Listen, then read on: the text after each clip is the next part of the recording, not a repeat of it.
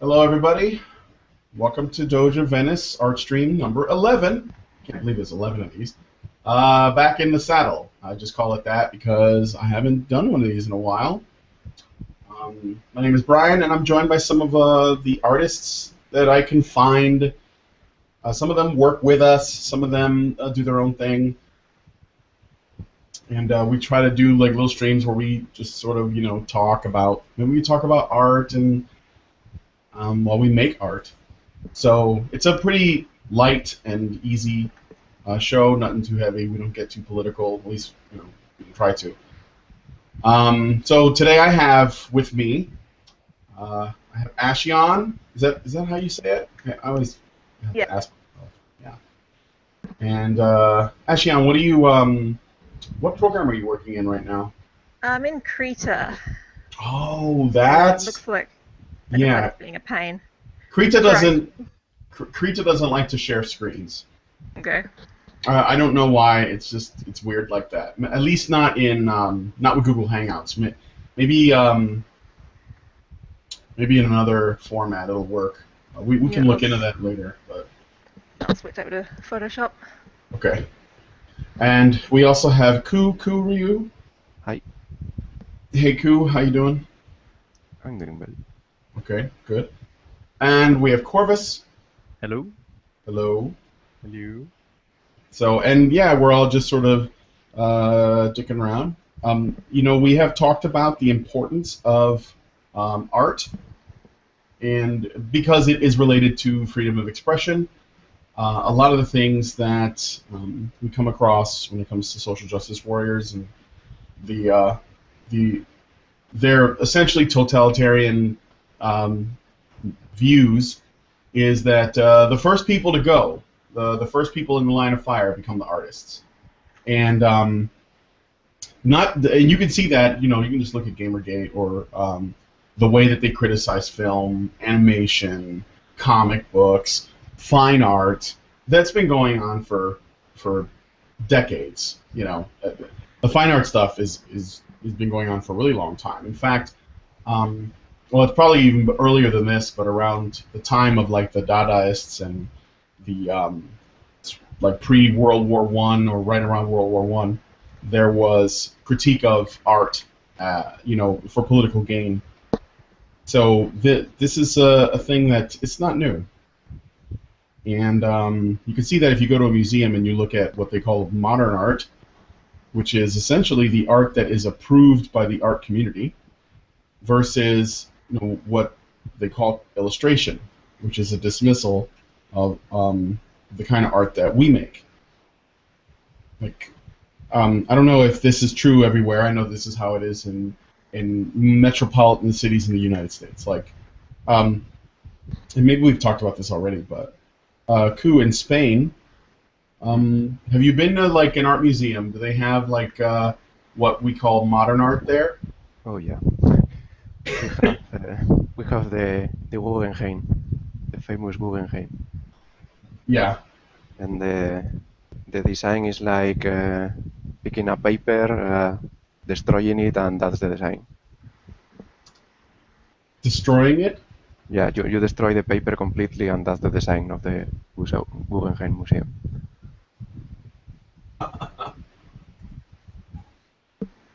Mm. Yeah. In here we have the Art Institute, which is our has always been a more of a historical art museum, and you can go look at things from the Baroque period, from the Impressionists, from the Post-Expressionists, the Dadaist stuff as well, and guys like the Surrealists, and all of it was even the work of people that were considered edgy for their time, like the Impressionists um, and the Surrealists, was you could still see that there was a craft there. And then they built a new museum here in the city called the MCA, the Museum of Contemporary Art, and God, that's the one that has things like, here's a pile of chairs. Seriously, like there was one. It was like there was a log,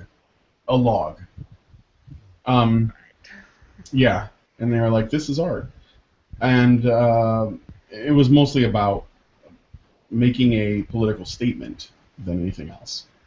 So, Yeah, it sounds a bit like palimpsests I used to go to occasionally when I was studying back in my hometown. yeah, yeah, I was They gonna, could get bizarre and far as like, especially when they went political. yeah, I was just gonna ask you about Australia. What do you guys have as far as an art community, and if you have that same kind of, There is an art community around, like the especially the Melbourne National Museum has constantly got huge exhibitions going year round for anything and everything. mm-hmm, I think trying to think who they've got right now. Dali was the last one. I have to look up to see at some point which one they got going now. But it's pretty much month on, every 2 months or so they change around which artists they're doing displays for, and they even include not just artists but sculptors, painters, and even some musicians. So mm-hmm. they the Melbourne government's really about trying to make sure that artwork stuff still gets done here and appreciated. And what about you, Corvus? In the UK, do you also have modern art there? Yeah, I've seen a few interesting museums. I've seen some feminist art as well, Oh yeah, which is kind of interesting. I had a whole yeah when I was in art college, which I recently graduated, gave me. Um, I actually had an entire section of one of my classes on art history. We devoted a couple of weeks to just feminist art. Oh wow, okay. No, we didn't do that. No, no, this is. I didn't want to do that. I had to do that. It was part of my art history. And Yeah, go I'm glad I ahead. didn't have to do that with my studies. Yeah, I did, and I just had to. I had to keep my mouth shut for most of it because I wanted to pass the class. But oh my god, it was cringeworthy. Everything. It was basically worshiping the vagina. That was the whole. Yeah. That was all of feminist art. Is basically like the golden vagina.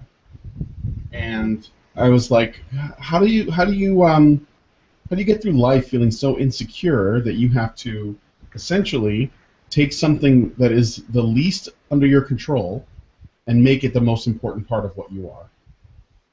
You ever hear the uh the feminist music, the way like the singing The that they do? sirens? Yes, the sirens. Yeah, the screaming women. Uh, Oh God, it's like if nagging was taken and it was just basically made um, primal, like Yeah. it was like devolved nagging. Because all I wanted to do was make it hmm. stop, and that's basically how you get people to do stuff. I'll do this thing if you'll just shut up. But I don't envy you people for having to endure that. Yeah. Well, that's But what the off button's for, or the block button. that's true. So yeah, have you guys in the chat ever been to a modern art museum? Or, by the way, they in the Art Institute in Chicago, they actually added a modern wing recently. So it's not just the and some of the stuff that that's not modern art. It's gorgeous, especially they have like a section, for example, in the Art Institute where you can go and it's all Japanese prints, like the hokusai and with samurais on horseback and Yeah, waves and landscapes and stuff like that. the ukiyo-e stuff. Yeah, and it's gorgeous. They have a section that's all medieval armor and weapons, Oh wow. and that's I mean I wouldn't I guess I would at first blush think I don't know that this is art, but then you see it and you're like, no, this totally is because the armor is beautiful. That you can see the craftsmanship that went into it. they have an area that's all like Roman and Greek sculpture. It's also great, you know. And then you see all that, you see all this, and then there's stuff from Africa. They have like the masks, and you know, there's stuff that's Native American. And it's all really great stuff. There's stuff from China, like I guess they're like the paintings, the Chinese paintings, which I always love. They always have these mountains, and it's all misty, and there's like boats and fishermen and stuff like that. And then there's some stuff written, God knows what it says. And then you look at all that, and you see how every culture has developed its own art and its own sort of like visual language through pictures, through expressing paintings, before we had photographs and stuff. And you're thinking about what, you know, you get an idea of what life was like in a very non-politicized way through all of these different cultures. And then you go and you have, you know, develop this immense sort of reverence for all that. And then you walk into the modern art wing, and it's just a bunch of whining. All of it becomes personal. All of it becomes me, my, now, you know? And because it becomes about the individual artist and what they're upset about. And it's usually because they're upset about something. It's not often because they just want to show you something, or they just want to show you how they see the world. It often comes from a negative place. At least it seems to, anyway. Like, oh, I wish, you know, it's like this, the better we have it, the more people are mad that we have it so good. So they want to make it look like it's worse for them. When people that didn't even have anything were like happy to have it. I don't know. And also, it's like I find in the modern art stuff, it's not so much celebrating anything besides from generally the artist's ego. Yeah. There's a lot of ego invested in modern art, and there probably is. You know, like you can probably find examples of stuff that, like, you know, if you look at things from the Rococo period, or anything from the time of the, you know, when we had monarchies and stuff in the West. A lot of the paintings are of nobles and judges and priests and, you know, stuff. And so, yeah, there is ego wrapped in that, but not necessarily in the artist. It's more so in the subject. But you can't deny how great it looks, though. So, you know, most of the time, like if you see a great painting of some like noble or priest or important figure, I don't usually look at or give a shit about who that is. I'm more so concerned with the way that it was painted. So. Yeah, I'm sort of the same as well. I like to sort of pick apart the techniques and try to have a guess at roughly which areas each thing came from, depending on which part of the world it came from. Mm-hmm. But one thing I did like about, I had to do fine art studies as part of my graphic design studies, but at least the lecturer we had tried to make sure that included a bit of everything and anything worldwide, including painting as well as the design that went into signage and things like that for like Japan and Europe and all that going through the centuries. So not just all the pretty paintings, Yeah. all the renowned stuff, the actual stuff that the everyday person would have seen as well. Hmm. Yeah, and that's another thing too, is that there is something kind of, you know, when you look at the paintings that are not like the sort of conceptual art paintings, there's something that the average person can appreciate about them. But when that's the thing about contemporary art, is that it's not art for average people, for normal people that want to see something beautiful. It's art for other artists. It's like you're trying to show other artists that you're more socially conscious than they are, or at least you're trying to match them in their social consciousness. So regular folks, they don't get it, and even a lot of artists don't get it. But the ones that do, they kind of usually, there's a lot of bullshitting going on too, where somebody can give you a flat white canvas and they can describe how it's relevant, And it's really all about selling this bad idea more than actually making anything and letting the idea sell itself.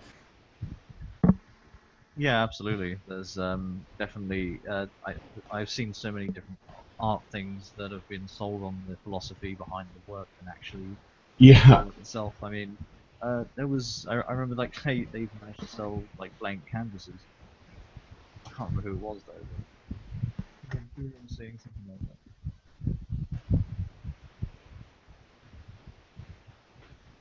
So, for those of you guys who are watching, oh, I didn't actually get to find out. I'm assuming that it's the same, but Ku, you're working in Manga Studio slash what is it? The way they call it in outside of the U.S. We call it Manga Studio, but I don't think it's called that everywhere. It's Here it's called Manga Studio, but the original name is Clip Studio Paint. yeah, Clip Studio. That's right. Yeah. And Corvus, what are you working in? Is it Photoshop? Yep, still the same Photoshop. Okay. Yeah, I was just curious about the programs. Somebody sent me an email, and I have answered this question before on another show, but somebody sent me, not an email, I'm sorry, it was a Twitter private message, and they were like, I'm trying to find a free art program. What is the best one you can recommend? Something like Photoshop, but free, you know. And go ahead. Sai, El Sai is Yeah. it's a free program and it's very good. Yeah, I told him there's basically 3 that come to mind. Not all of them are great, but they are free, and you can try them all and see which one you like the most. Sai, Krita, and GIMP. And it all depends on what it is you want to use it for. I never use GIMP. I think you can draw in that, but I don't really know. You can, yeah. Yeah.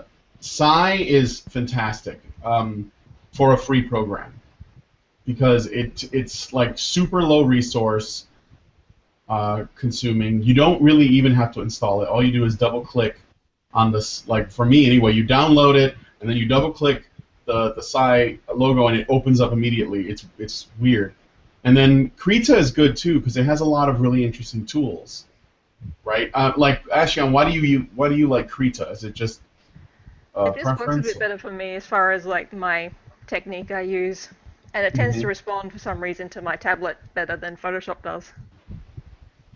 Oh, that's interesting. So you're saying that some programs are better with the tablet. So I didn't really. I noticed that Sai, ever since I got my Intuos, or not Intuos, I'm sorry. Ever since I got my Cintiq, because I also have an Intuos, but ever since I got my Cintiq, Sai does not like my Cintiq at all. I don't know what it is. I can draw in it, but it doesn't recognize pen pressure or anything. And I've tried, uninstalling and reinstalling the drivers. I've tried rebooting the computer. I've tried removing Sai altogether and then putting it back on. It no likey. I can't use it, and it's too bad because I actually really like Sai. Yeah. I just found it interesting just by experimenting back and forth between Krita and Photoshop, and just generally how much better Krita responds to my old tablet versus Photoshop. Even though I've made sure I got all my drivers updates and everything. Mm-hmm. Also, I noticed it doesn't have delays like sometimes I get for some reason in Photoshop. Yeah, GIMP is more for image editing. That's true. But when somebody asked me, somebody in the comment section said that GIMP is more for editing. But when I was asked about free programs, they didn't specify whether they were using it for image editing or for drawing. So I just spat out all of them. Now, here's a question. What's a program that isn't free, but it's not too expensive, because Photoshop is expensive, that you think would also work if somebody's willing to shell out a little bit of money for it? I don't think Manga Studio is too bad. I Like, think Bunga Studio really for what's available. You know, Um, Photoshop isn't actually that expensive at all, really. If you get the same version I'm using, it only costs like, God, I can't remember. I think it was like between 11 and £20 a month. oh, then you're talking about CC, the one that you pay a monthly Yeah, fee for? yeah. It's not too bad at all, really.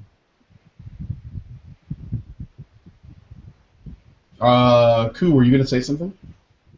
uh, I think probably a manga studio because normally it's expensive, but they tend to do a lot of sales, and in sales you can get it for like $20.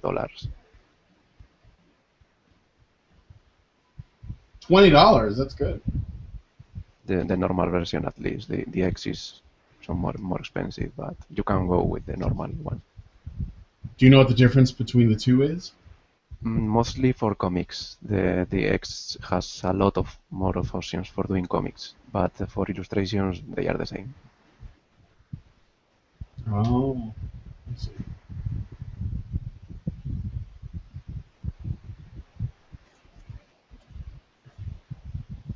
Yeah, you definitely got to try Psy if you can. Um, it's pretty affordable, and well, it's cheap. It's cheap as nothing, and it works. And then, like later on down the line, because Psy is a little bit limiting in terms of what tools it has. I'm responding to somebody in the comment section. It's a little bit limiting in terms of what tools it has. So eventually, you may find yourself wanting to upgrade to something else because you're not going to be able to do a lot with Psy except for draw. If you're going to be involving any sort of vector work, then Krita is the next step up from Psy. And it's free. Mm-hmm. And But it actually Krita. it handles surprisingly well. It handles with vector graphics. Mm-hmm. All right. And it seems it's a bit more intuitive with handling the vector graphics as well.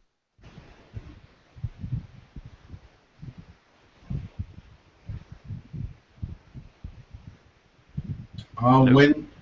Yeah. Hello. I was seeing like where people have gone. Oh, Suddenly, I'm here.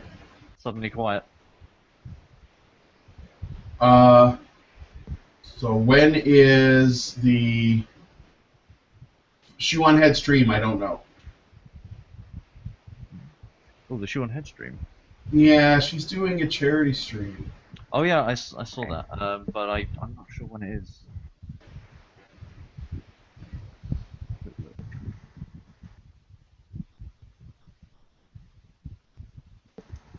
Yeah, I hadn't When's it? really looked at it. I think Allison's gonna go on. Oh really? Mm-hmm. Then she said that because she won't be able to stay the whole time, she said that when she's got to leave, she'll hand me the torch and I'll get on the Shoe on Head stream for a bit.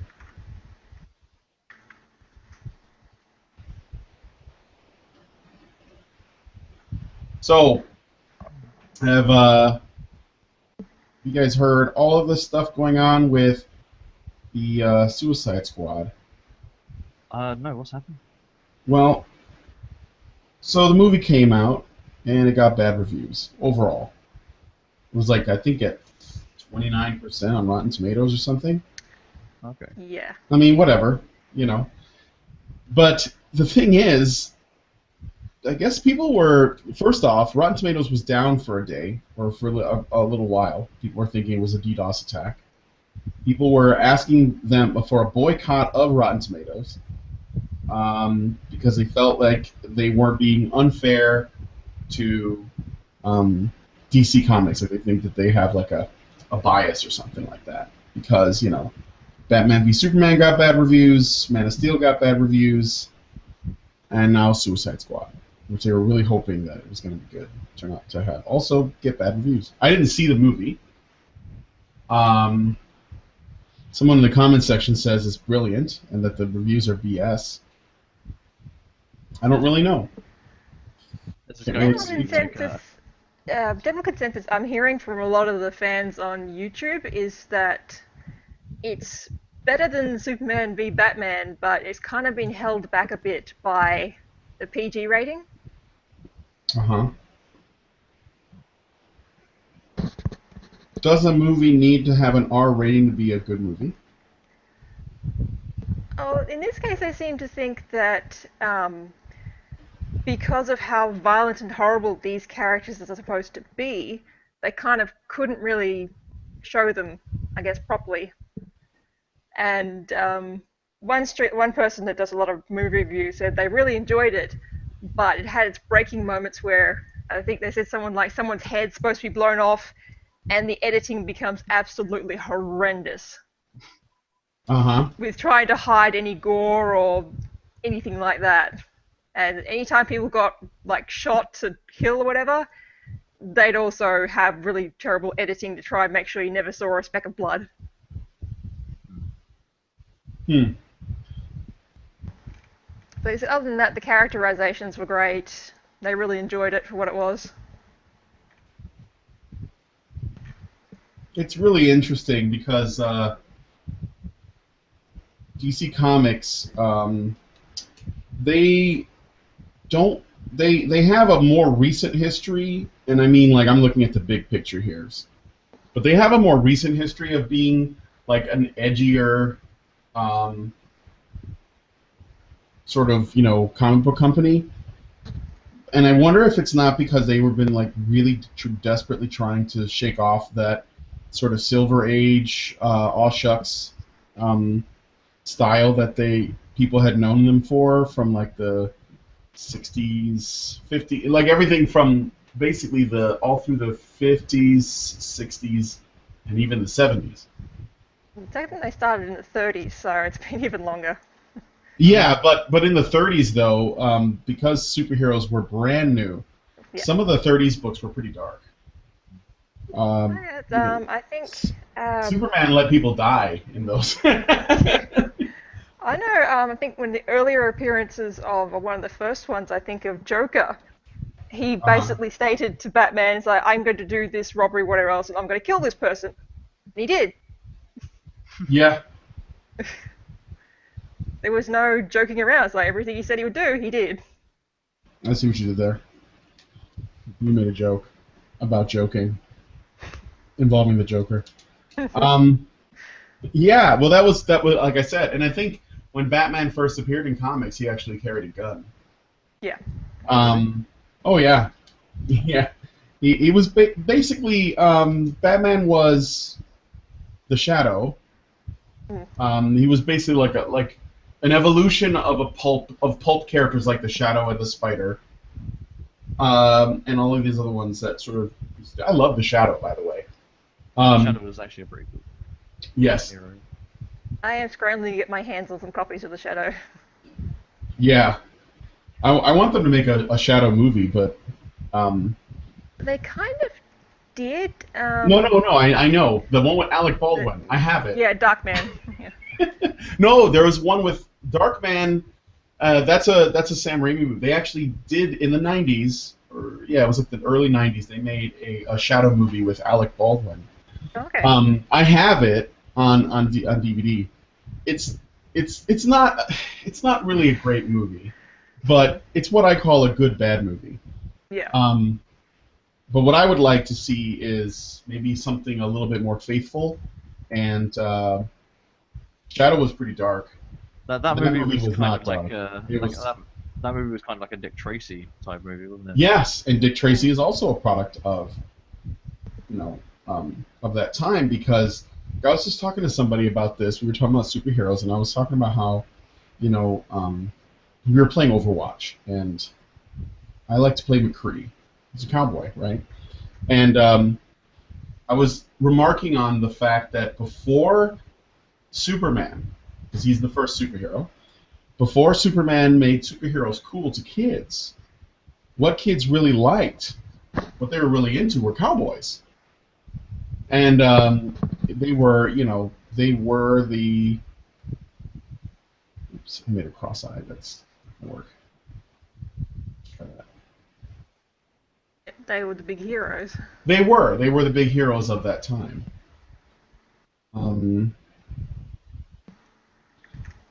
So, but also there was cowboys, but there were also detectives, like sort of these hard-boiled detective types, and you got pulp heroes, which were sort of like the precursor, but they were also carried. They came from older heroes like the Scarlet Pimpernel and the Three Musketeers and Tarzan and stuff. And then, but you know, you could see the evolution. Like that even goes back further to like ancient Greek heroes and Beowulf and shit like that. Something that we always admired in some way. But It's also about having an icon and a hero to look up to. That's what all the stories come down to. Yeah, and kids love that. You know, and I think it was especially popular with boys. I couldn't tell you why, but I think there's something about, you know, protecting other people that you know are weaker than yourself, kind of like what a knight does. Yeah. That is very appealing. So a lot of the old. Sorry. I was just gonna say a lot of the old kung fu movies had that very same sort of element as well. Mm-hmm. Oh yeah. The whole protecting thing seems to be just a generally male thing, whether it's conscious or not. It just seems to be something that a lot of guys want to do or feel the need to do. Young boys, I can see them having that as part of their fantasy games. Like a lot of little girls growing up have little fantasy games about like having a house and home and kids and things. Yeah, they're shit. That hand looks awful. Yeah, boys. That's true. The way that kids play, you know, when they play make believe or pretend or whatever, it's reflected on what their values are, and surprisingly enough, there are trends. This is not something that is socialized. Usually, the market responds to the demand, not the other way around. Oh, it used to be like that. Now they're trying to dictate that, say that no, you must like this because. Yep.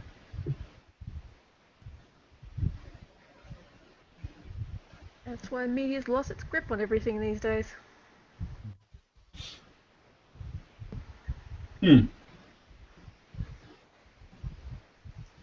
What has anybody here seen Suicide Squad, or is it just all hearsay at this point? I haven't seen it yet. I'm not sure if I'll be able to get around to it. No, I haven't seen it either. At least not yet.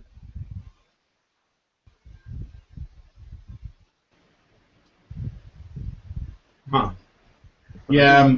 Well, go ahead. No, go ahead. I do wonder if the industry is going to continue, or at least the journalist industry is going to continue doing the same pattern as they have been doing with Ghostbusters and with comic movies. It seems like media and movies have kind of taken a stroll down a really bad rabbit hole. Well, they did announce a new Rocketeer. Oh, really? Yeah. Yeah, they're doing a black woman, and it's going to take place in the during the Cold War or something like that. Yeah, black woman plays the Rocketeer. You know, I think the worst thing about what they're doing at the moment with changing all the hero characters to female, it's not that they're changing they're changing female characters like male characters to female characters, because in itself that isn't necessarily bad, but like having the like having such bad movies coming along with these female characters is making people like disheartened the idea of having female characters in movies. It just makes people want to not watch it. Yeah. Well, but then like it gives the people who are making these mediocre films an excuse to say, to not take responsibility for their shit product. So essentially, what they do is, and I'm not saying that this is what's going to happen with Rocketeer, but I saw this from like when they did Fantastic Four, when they tried to reboot the Fantastic Four, and they cast Michael B. Jordan as the Human Torch, and there were a lot of people who were saying, well, I just don't see why you're making the Human Torch black. It's not that I have a problem with black people. It's not that, it just seems really arbitrary and forced in there. And it doesn't add anything to the story or the characters. Yeah, it doesn't do anything. It doesn't. And it just serves to create a great deal of controversy around the film, because what they did was the same thing they tried to do with Star Wars: The Force Awakens. They essentially used people's complaining or concerns about those choices as a way to say, look at how racist or sexist these people are for trying to infer that this is a bad idea. You guys should come see the movie to support, to fight against bigotry. Spend your dollars, and you too can fight bigotry. And then the movie comes out, and it's actually shit, which you could see by the trailers. It looked like shit. The guy who directed the Fantastic Four made one other movie. He did the what was that one where it was like a found footage film where the kids get powers. I can't remember. I never saw it, but Chronicle? Yeah, Chronicle. Yeah. So he was the director of Chronicle, and that's the only movie, as far as I understand, that was his first film, or that was his first big film. And so everybody was like, well, Chronicle was good, so this should be good. But he's only made the one good movie. And so when this came out and it turned out to be trash, then what happened was the director blamed it on... The director blamed it before the film actually came out, like when it was like in pre-screens, and then people were saying, oh, this looks like crap, and the early reviews came out and they were bad, and then he said, well, it's because of racism, or it's because of the studio didn't let me do what I wanted to do, or the producers had their hands, involved in my product, and yeah, that does happen. So I remember with Spider-Man 3, Sam Raimi was running into problems because he didn't want to put Venom in a movie. He didn't like the character, and then they forced him to do it because they saw dollar signs. That does happen, but in this case, Fox are notorious for doing that a lot. Yeah, but in this case, that's not what happened. He just didn't. I mean, like Dr. Doom was horrible in that movie, and Dr. Doom in that movie was so bad that he made the one from the Jessica Alba Fantastic Four movies look awesome. That is saying something, because that Dr. Doom is bad. This is like... Dr. Doom is like the greatest Marvel villain in Marvel Comics, and he is the worst represented in film. But that movie was just ass.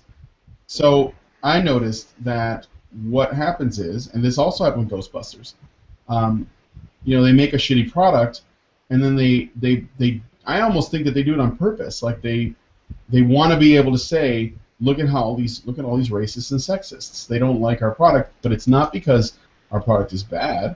It's because they're bad. They're bad people. And there are people who fall prey to that. They say, oh, well, I want to see the world be a better place. I think Black Lives Matter. I'm going to go watch this Fantastic Four movie.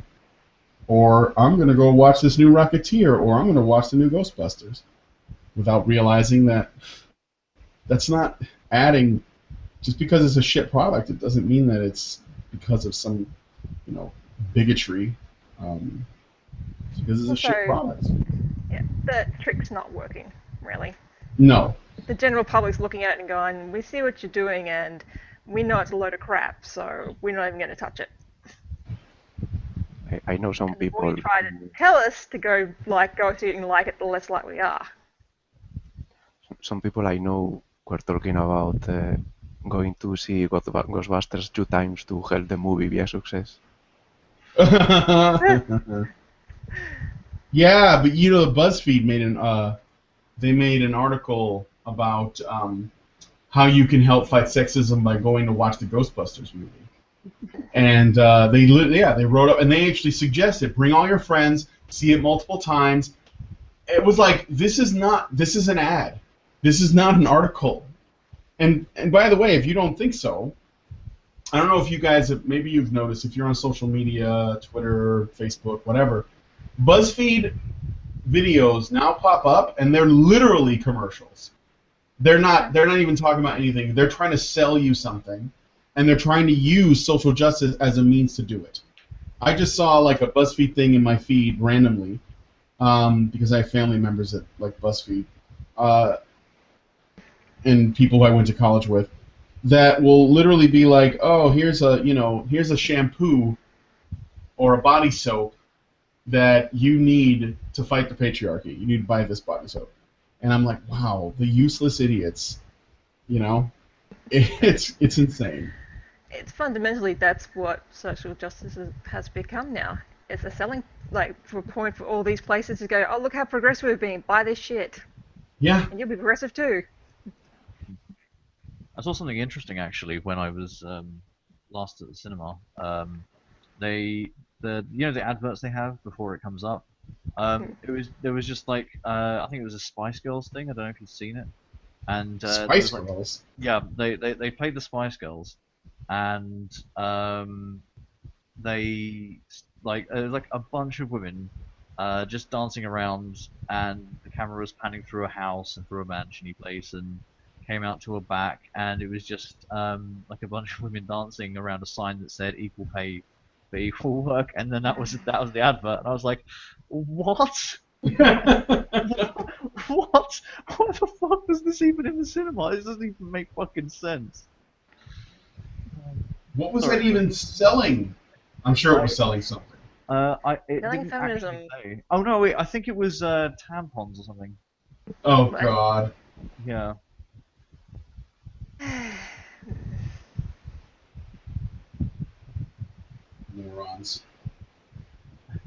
Morons. Okay, let's see here. So, let me see what's going on with the chat real quick. Don Simpson days. What do you mean by that, Rambam? Going back to the old Don Simpson days. People are asking for a Squirrel Girl movie now. Of course they are. Lena Dunham needs work. She would totally play her, I swear to God. It would be either her or Rebel Wilson. It'll be like, oh, the first fat superhero ever, and it's a woman. Oh my God. I'm not kidding. Faith. It would be what? Faith is actually the supposedly first really popular fat female superhero. Yeah. Yeah. I remember I had to really work really hard to find out what her powers were. The only thing I could find out was people were saying, "Oh my God, she's so positive and happy, and she blogs. It's great." I'm like, "Yeah, but wait, what does she do? She's a superhero. What does she do?" She can fly. Hold, villain, for I will put you in my blog. Yeah. What is that? What are you talking about? Her power is kind of ironic because it's like her power is to fly because she's too fat to walk. Yeah. and I'm sorry, but flight is not interesting. I remember a time when coming up with a concept was it was like the thing that you use to get people interested in your book. So you were like, okay, how is this superhero different?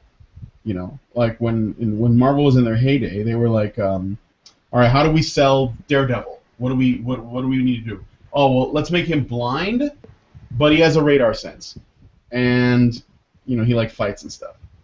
And that was a really original idea. Oh, well, how do we do, X-Men? Why are X-Men some of those popular heroes? Well, because they have the most interesting. Not only do they have interesting stories and they're well-developed characters, but they also have really interesting powers because almost all of their powers come with some kind of drawback. So yeah, Cyclops can do this, but this is A, the only thing he can do, and B, it has a limitation. So he has to work with that limitation. A lot of times, when it's just like flight, That's like the dullest. That was like the first thing they ever came up with when it came to superpower. That and super strength. So, Faith, that's boring. But she's fat. Thusly, she's Oh awesome. yeah, but and she's fat. everything. I forgot about that part. That was her superpower. So was the Blob. She was not the first. So was Big Bertha. And I think Big Bertha is a much more interesting character. They should just put her in there. You know who that is? Probably not. So Marvel Comics had a... Oh, you do? Okay. I'm aware of her, yeah. She's from the Avengers of the Great Lakes. Yeah. But very interesting. Like, she's a supermodel, beautiful, thin woman, but the more... She has this thing where I think she can make herself stronger and denser, but the more she does it, the more weight she gains. Yeah. So she gets bigger and bigger as she gets stronger, but it's like in a fat sense, you know. And so she's got a. It's interesting. I think, oh well, that's okay, you know, I get it. But yeah, don't give me this. That's the first time ever. I mean, when are they going to put Mojo in a book? I like Mojo. I don't mean Mojo Jojo. I mean Mojo. But also the difference is with a lot of the Marvel comics when they're coming along, especially the earlier characters that are still popular, is the reason they're popular is because of things like having a character who's blind or having characters have all these wonderful special powers but can't necessarily do much with them, or they have to be careful. Yeah. Because especially a lot of people growing up, especially with the original Peter Parker, they're like, I know what that feels like to be a teenager stuck in the middle of all that crap. Then you have the superhero thing stuck on top. So it's like, that could be someone I know. Me. It's true. Have you guys ever? Speaking of which, I was just thinking about this because it's kind of nostalgic for it. Have you guys heard of this really popular Netflix show that everyone's been talking about called Stranger Things? Yep. I've heard of it. Have you seen it yet? No, but I I'm started actually watching it. I'm planning to look at it. Oh man, I got addicted to it. I was with my friend, and we were like, oh, you know, I heard the Stranger Things, you know, is pretty cool. Let's watch an episode and see how it is. And then like before we knew it was like 3 a.m, and we were watching the last episode. It was so good. I was like, oh damn, I'm so addicted to this show. And I want to do a nerdcast on it, or an Ermagerdcast on it, because one of the things that I noticed almost immediately, and I won't give away any spoilers because I think you guys should check it out. One of the things I noticed almost immediately is that it basically centers, it has multiple characters, but mostly it centers on these sort of like 11-year-old boys that are all friends. And, you know, so it has like this Goonies vibe. And they use foul language, the boys, you know, they're not presented in this sort of like, you know, way that only film and television does, where it's like these are the way no boys ever behave ever.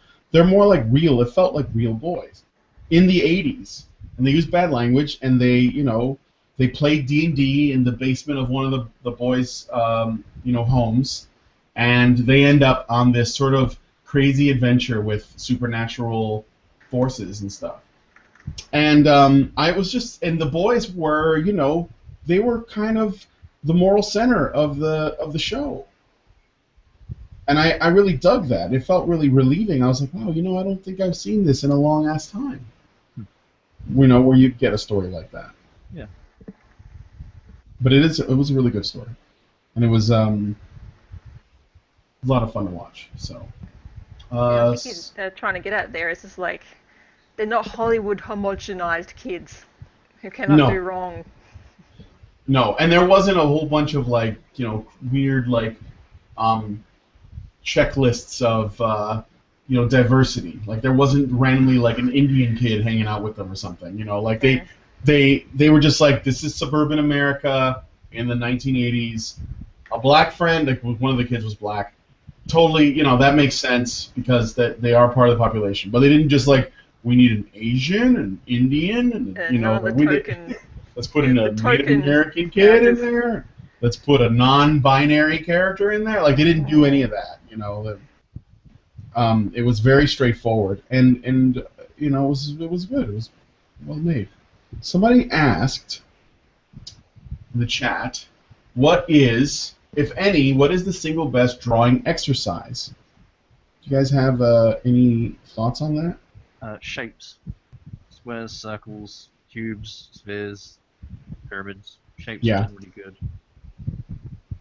If you practice circles with your hand, like, you know, being like, yeah, circle, eventually your circles will get better, and then you'll find that your drawing will, you know, improve. There are guys, like artists and stuff, that can draw perfect circles without the use of a compass. And I marvel at that. I haven't played in a while. I haven't drawn in a while, and that was something I wanted to also point out. If you don't use it, you do lose it. So you have to keep doing it, and I'm guilty of not having done it in a while, which is why my work looks really sloppy today. Yeah, I'm suffering from that myself. But yeah, you definitely got to use it. Simple shapes is good. What do you think, Ashiyan? Do you have any thoughts on that? Something exercise my art teacher used to get us to do is just basically sort of visualize something like a shape of something, say like a flower or whatever, but just scribble it as, you just keep scribbling and scribbling and scribbling until you eventually start actually making it look like you want it to be. But don't go right in for the details right away. So just put pen to paper, start scribbling, and then figure out what you have in mind or what you like to shape it into, and slowly just keep scribbling until it starts to build. Just the practice for appreciating how form works and how shape and shadow works. All right. Ku, is there anything that you do normally? Any advice that you can offer? Well, right now I don't have many time to test things anymore, but I suppose that it depends on what you want to do. And since I want to do comics, one of my favorites is to make drawings faster and faster. Like you set a figure and try to draw it in 2 minutes, then 1 minute, then 30 seconds. So you have like little challenges. Yeah, like speed challenges to draw faster. Yeah. My thing would be one of the things that's very easy to do that is a problem that a lot of artists can fall into is that when they want to draw something, well, there's two. One is a lot of artists don't want to use references. And I think that you have to understand that using references, A, it's not cheating, and B, every professionals use it too, until they build what's called a visual library. So they basically, like, you know, it's a visual library that is in your head.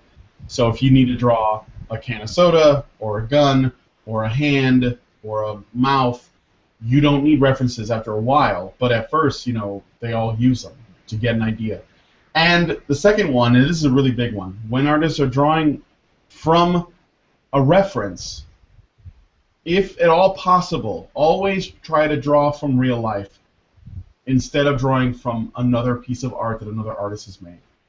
Because when you draw from real life, you will form your own visual vocabulary, your own visual sort of bank of images, right? Your own image library. It's going to come from yourself because you're going to do your own interpretation. If you draw from what another artist does, even one that you admire a great deal, you're going to be working. It's almost like making a third generation copy of a VCR tape. It's not going to be the same because you're drawing someone else's interpretation of reality, which also might be an interpretation of someone else's reality. So if at all possible, try to draw from reality is what I would mainly suggest. And that's hard to do because that means, like, you know, and I mean, when I say draw from reality, the best way to do it is to actually, like, get up and leave your house and go look at people, because if you go online and Google images and stuff, you're also kind of limiting yourself, because a lot of times people are drawing, if you do that, they're drawing from the same images So it's better to, like, if at all possible, go out and draw from actual people. So In other that would words, be my thought. in other words, become a people watcher. Yeah, become a people watcher. Exactly. I'd also say if you're drawing with paper or tablet, I don't know, not sure how simple it is to do it with other tablets, but one I'm using seems to work pretty well. Um, turn the canvas or paper around to work with you. Don't go around the paper. You know, don't stretch yourself at an awkward at an awkward angle in order to get a good design. Otherwise, you'll find that the design becomes skewed, or you know, you might smudge the picture or something. So it's always best to turn the paper rather than, you know, stretch yourself out. Yeah. If you're drawing digitally or if you're drawing on paper, another good tip is, and I'm guilty of not doing this myself. I should probably do this real quick. Flip your image like horizontally, or turn your paper upside down and look at it, because if there's anything wrong, you'll see it like immediately. It'll feel wrong, you know, Yeah. if you flip it. You know what I mean? Like I just did, and I'm like, oh god, there's something I want to change. Like right away, I saw it. You know, so and don't be afraid to just discard stuff that looks wrong. Um, Essentially, don't be afraid to basically get the wrong direction, dump it, and start again. mm-hmm. Because I've been taught that, and I've learned myself as well, just from learning that the more you try to fix something, the worse it'll get. If it's not working, just take the general idea of it, put it aside, and just start again, and you'll find you'll more than likely, whatever you were stuck on last time, you'll breeze past. Because you're looking at it from a fresh perspective. Yep. That's essentially what it is. It's like you can be drawing something for a while, and you'll actually get accustomed to its errors because you've been staring at it for so long.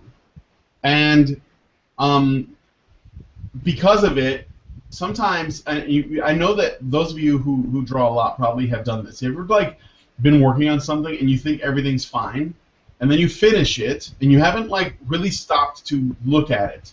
You've just been drawing, drawing, drawing, drawing, drawing, and then you finish the drawing, or at least you get to a point where you want to stop, and then you walk away from it, and then you come back with a fresh set of eyes on it, and you're like, God damn, what the fuck did I do? That is because you didn't do that, because you didn't like take that moment to step back and look at it to see if there's something wrong with it, or because it's easy to do that, especially I let me know if you guys have done this or have had this happen, where you're drawing on paper, all right, and sometimes when I'm drawing on paper, I'm like really down in there, like I'm like and it could be like a pretty big piece of paper, and I'm low to the table, and I'm drawing, and I'm like really low, and I'm like getting really into the details and stuff, and then I'll step back, and because I was so low and close to the paper, my perspective on what I was drawing, like my point of view, was so distorted because of how close I was and because of how low I was, that things become really distorted. Like I look at it from afar and I straighten it up and it looks really bad because the angle and the perspective has changed. That does happen, and actually it happens on my Cintiq too sometimes, because the Cintiq is at an angle and I'm drawing at an angle and I'm not looking right at it because I'm like kind of tilting my head.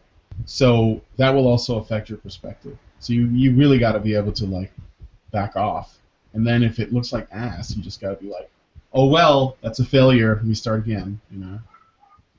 But those are all things that you can get better at. Oops. So I'm always frequently zooming in and out so I can actually double check what I'm doing. Yeah, And don't be afraid to do that. Yeah, and double check what I've been doing everywhere so I make sure I'm consistent.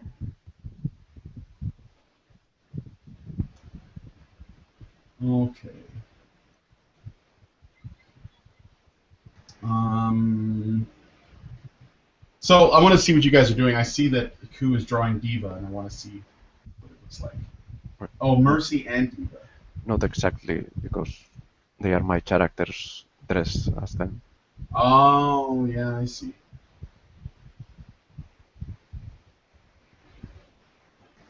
Very cool. And who's that one you're drawing right now? It's Sarah is this salamander reptilian that I draw sometimes. Yeah, yeah. Oh, what character is she going to be dressed as? Oh, Farah. Ah, okay. It's going to be a tough one. Farah's power armor is pretty cool. And Corvus, what do you got there? I'm doing a sketchy version of Rick Flag, but I'm doing Magicun as Rick Flag, Mm-hmm. who is, from what I can understand, he's kind of like the DC version of God. He's gone.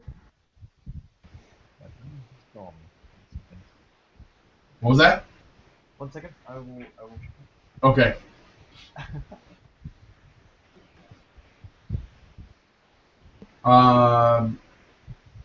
Ashion, I can't see what you're drawing. Are you still in I'm in Photoshop.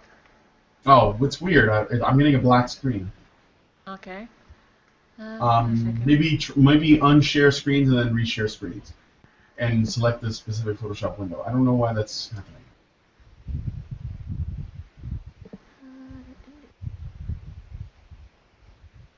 Are you saying that Rick Flag is the DC version of Nick Fury?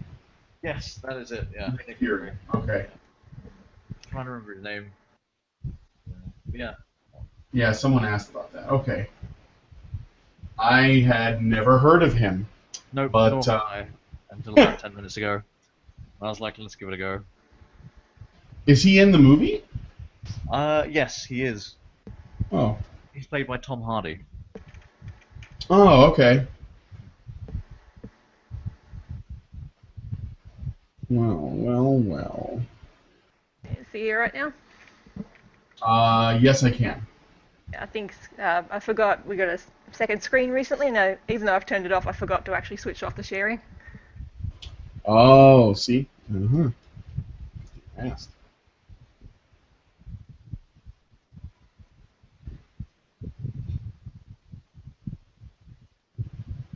All right. Looks like Chris Redfield. Yeah. Yeah. I was thinking Nathan Drake, but I could see that too. Oops.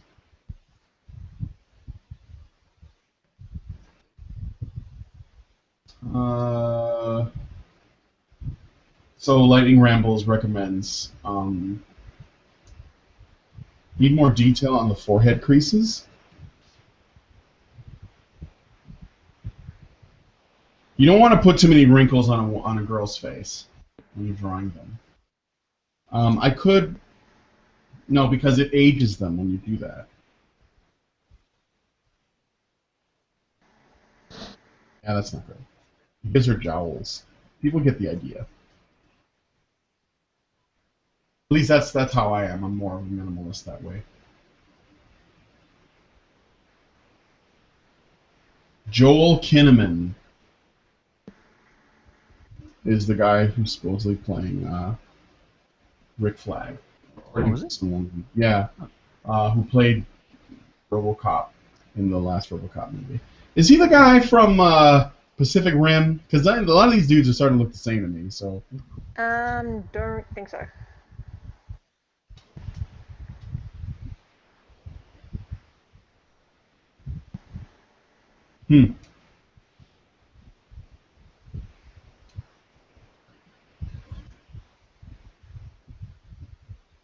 Arrow sucks. I don't know. I never watched it. I remember people were really into it. From what I understand, that and the Flash show were like really good shows. Really like digging it. And going from hearsay of people, but it seemed to be that they started off great, and then they started switching around writers who started throwing in agendas, and Really? yeah. So I went from being really good entertaining shows to we're running agenda stuff now and ruining certain characters, and yeah. So apparently that's starting to happen with Game of Thrones, from what I understand. Oh, It really? was, Yeah. but I think they've put a kibosh on that. Oh, cool. That's good.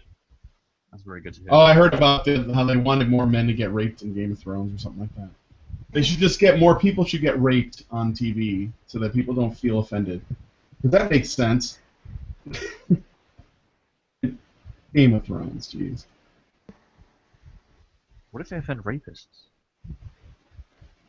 What's the What? policy on that? What if they offend rapists? What's the policy on that? Offend rapists? Yeah. Well, just give it time. They're already, defending pedophiles, so just I would wait have thought- until the rapist writes an op-ed for the Guardian. I'm a rapist, but I'm not a monster. I would have thought pedophilia would be worse than raping, to be honest. Yeah, you would. You would think that, but for some reason, well, I guess it depends. Because you can have both. How many times do you see stories of what? That's just fucking horrible.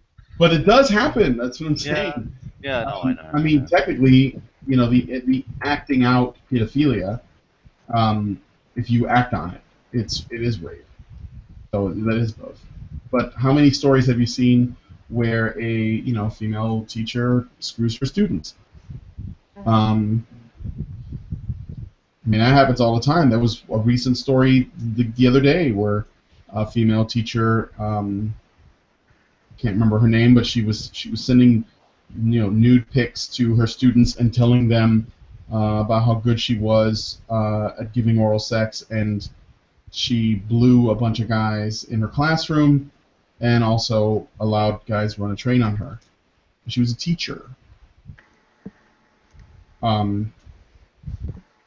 It seems to be a sort of, for female pedophiles in that respect, it seems to be an ego thing of I may be getting towards my 30s, whatever else, but I can still get the young and I can control them. Yeah, that does seem to be the thing where, at least because the female teachers are getting a little older and they are feeling unattractive, and I'm not excusing their behavior at all, but that does seem to be where it comes from. And they usually pick the students who are the ones sort of who are reaching out quietly for someone to give a bit more direction, and especially if they've got rough or quiet home lives, and they're usually the ones that get sucked in by these women going, oh yes, I'll look after you, I'll help you.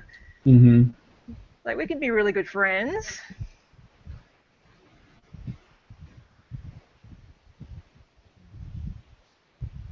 Yeah, it's disgusting. Because they seem to work more on the whole sense of self and sense of security in their life to get them to lure them in. And sort of offering that whole thing of, oh yeah, I'll be there for you, I'll help you out with things, I'll look after you. Mm-hmm.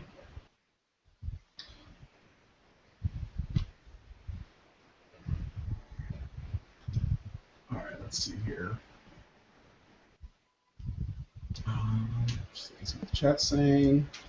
Be quiet. Legends of Tomorrow. I don't know. I don't watch that shit. I haven't heard of that one. That's a DC show that's basically like the C-list heroes.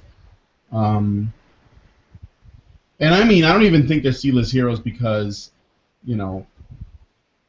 nobody likes them. I think it's because mainly they don't tend to put a lot of focus or attention to them.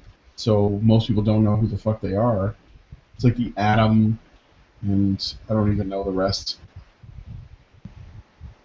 But it's essentially a super team show or something. Okay. I remember the days, and this is why I'm drawing this Harley Quinn, where Bruce Timm when he was writing for DC's animated series, he would have this thing where he was really good at taking stuff that either no one had heard of or people thought this can't be cool, and he made it cool. I think that was pretty amazing. It was almost like they were taking a dare. Like, oh yeah, you want to do an episode about Vigilante and the Shining Knight? I can do that. Do you want to do an episode around Elongated Man? I can do that, and I'll make them fucking cool too. And he did. And I was pretty amazed. And so, I mean, Harley Quinn was actually his design. She didn't exist in the comics before she showed up on the animated series. So he was making a... What? Yeah. With him, I think it's about picking out those traits that will be the strongest ones to get people's interest, even if they're a bit of a subpar hero or villain or anything like that, and be able to build on that to make them much more interesting than they may have originally been. Oh yeah, for sure. He had this one. There was this one Superman villain named Toyman, and it was really stupid because he wasn't really a challenge to Superman at all. He was like some guy who invented. He had like gadgets. He was like a Batman villain basically. But he made him really fucking interesting and really cool. Like he had this. They changed the design. I think Toyman had this.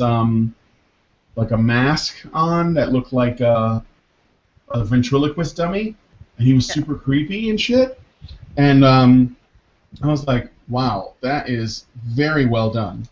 To take something that is otherwise most people don't either nobody cares about or they don't even like it, and he made it good.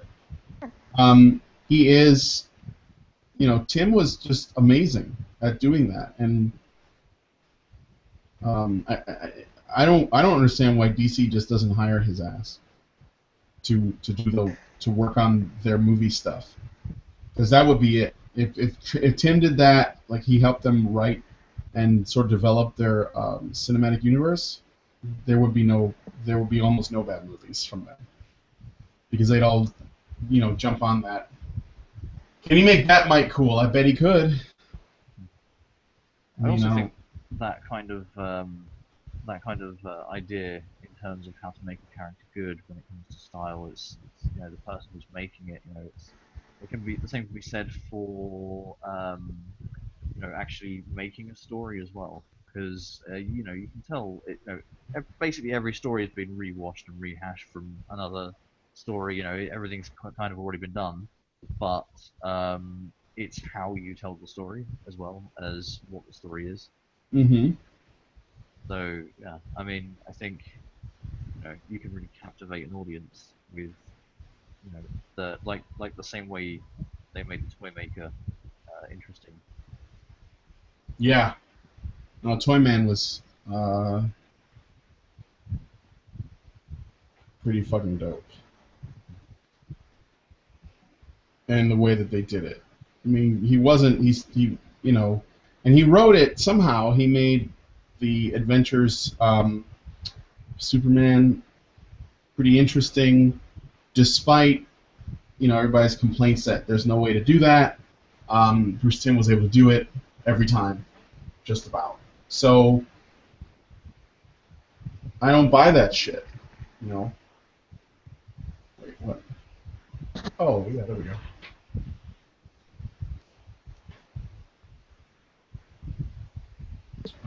Let's see.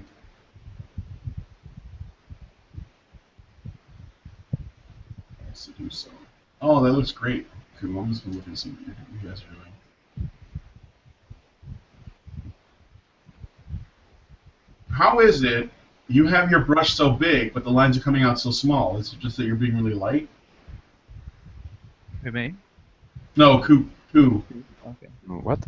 When you're drawing, I noticed that the brush, like the circle, is really large, considering how small the lines are coming out. Is it because of how hard you're pressing? Yes, it's the pressure. Hmm.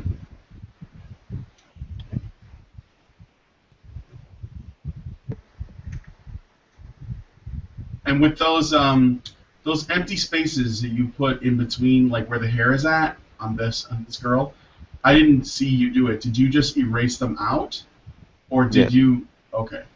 I technically painted with White. nothing. Oh, you can paint with nothing. Yeah, I don't know how to call it. It's like you select this, that is like nothing, and you erase things, but with the Oh, pressure. no, no, yeah, okay, I see it.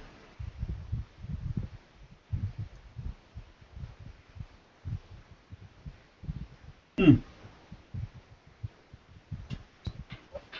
All right.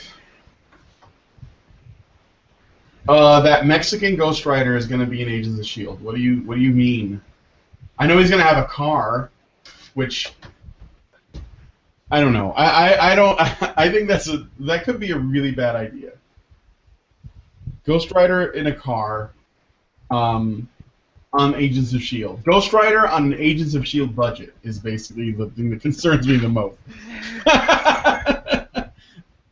I don't know that I'm sold on that. I think that might be a bad idea. He should have had his own Netflix show. That would have been the way to do it.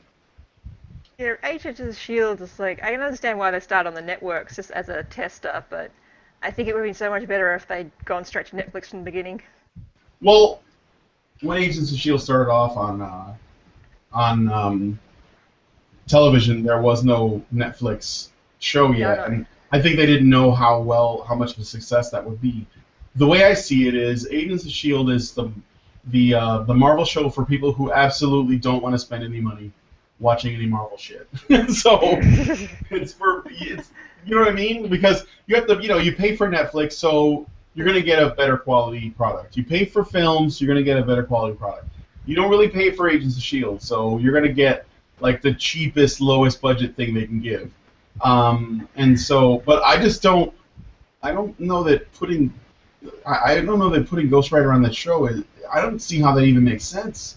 He sh- Well, let's hope that.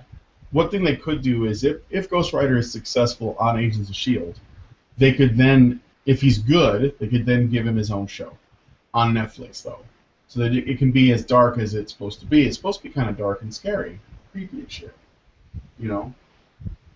So, um, it's a lowrider. Yeah, I guess that's what he means by that. Yeah. Here.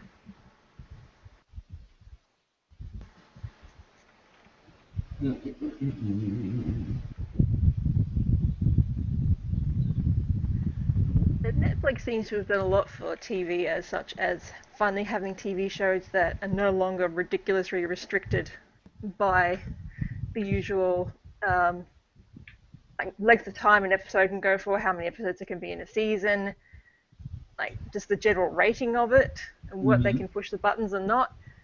It's basically good, yeah, make whatever we want, do whatever we want, as long as it works. Well, I'm hoping that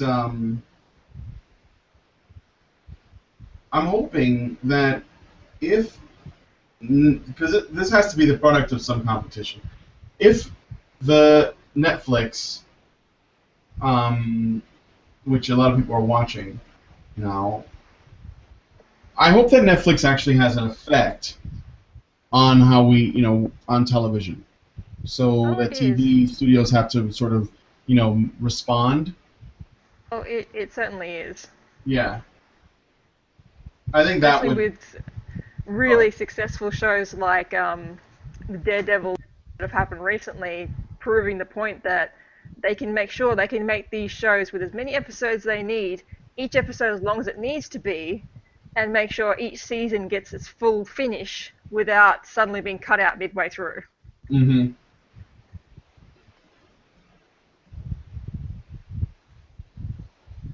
Yeah, that's what I would like to see. Um, hopefully it does, like, as I was saying, it creates, because what would have to happen is the writing and the quality of television would have to improve. Otherwise, people are going to really stop watching it. Hmm. Um, the very least lose interest in it. I think TV is just mostly shit itself already. I don't watch much of it at all. I hardly ever use it. We own a TV, but we use it to basically run Netflix on a larger screen so we can sit on the couch to watch movies. We don't actually run TV on it. No, that's what I do. I mainly use it to watch Netflix, YouTube, and play video games. And my DVDs and Blu-rays. That's it. I don't really watch it for television. The only TV show I was watching was Agents of S.H.I.E.L.D., and then I kind of like fell behind because I wanted to see them sort of bring all this cinematic universe stuff together, and I honestly sort of fell behind on that, and I haven't really felt the desire or need to catch up because I don't think that it really is that important at this point. So. And also the Netflix affords you the luxury of, I'm a bit behind on this, then I can backtrack, find the episodes, and watch it at my leisure when I want to. Or just binge watch an entire season. And binge watch, like go from one to the other just because you can. Yeah, it's a lot more convenient over here as well. Do you know you have to pay television tax or television license? I'm not sure if you do. I don't know if you do where you are, but we don't do that. That's you guys because you pay for the BBC. Yeah, well, we do. But you can opt to not have terrestrial television linked up to your house, and then you can just not pay. But you'll still get people knocking at your door, and you have to tell them that my television's not actually connected, and then they have to come in and inspect your television, which is ridiculous. God, do you pay taxes for ABC in Australia? No. That like the same kind of thing? No. It's government funded. Well, then that means you do pay for it. Oh yeah, that and SBS is also government funded. Do you pay in Spain for television taxes? Do you guys have like a government-owned TV channels or government-funded TV? Ku?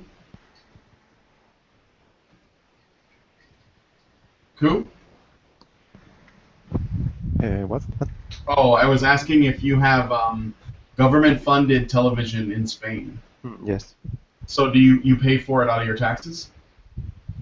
Yes. But they don't. They are mostly like news. They don't do shows or TV shows and that. God. I wonder if you guys do you also have ads, even though you're paying for the shows already? Yeah. Well, here in Australia for SBS and for ABC, their only ads they can show are ads for their own TV shows and documentaries and whatnot. They don't have any outside advertising. Mm-hmm. So technically speaking, it's no real ads on it at all. Wow. Well, I think we're gonna wrap up the show because it's been like almost an hour and a half, and we're gonna like cut this off. I need a break myself. I need to get some things done around here. So, I don't know. I guess I want to thank you guys for coming on as we kind of mess around. Let me see what people have done. I just did this doodle of Harley Quinn for shits and giggles. I always thought that this outfit for her was my favorite. I don't like the newer ones where she's more, I don't know what you would call it. It's just I just don't find them as good. I don't like the newer designs. But let me see what Ashian's got. Okay, so can you tell us what we're looking at? Because it looks pretty cool, but I don't know what it is. Yeah, it's my Death Knight Draenei character with their ghoul pet, and people will know to play World of Warcraft, the Perky Pug, and little Bo that hangs around in the garrison for the last expansion. Oh, okay. So this is a World of Warcraft thing. And Draenei are like demon people or something? They're sort of related to these Eridar, which are basically their version of them that have gone corrupted and gone demonic. The ones that are sort of normally blue, purple skinned are normal. Mm-hmm. All right. No, looks great. And Yeah. does that vegetation imply where this is at? Is that like a particular part of WoW? Yeah, back on Draenor, where they didn't originally come from. They originally came from Argus, but it's a case of being chased Mm-hmm. literally across dimensions by these demon forces. And the last expansion was where they last stopped off, essentially in Draenor, where a lot of the plants and everything there is pretty much purple or blue. Mm-hmm. And did you do most of this? And what program did you do most of this work in?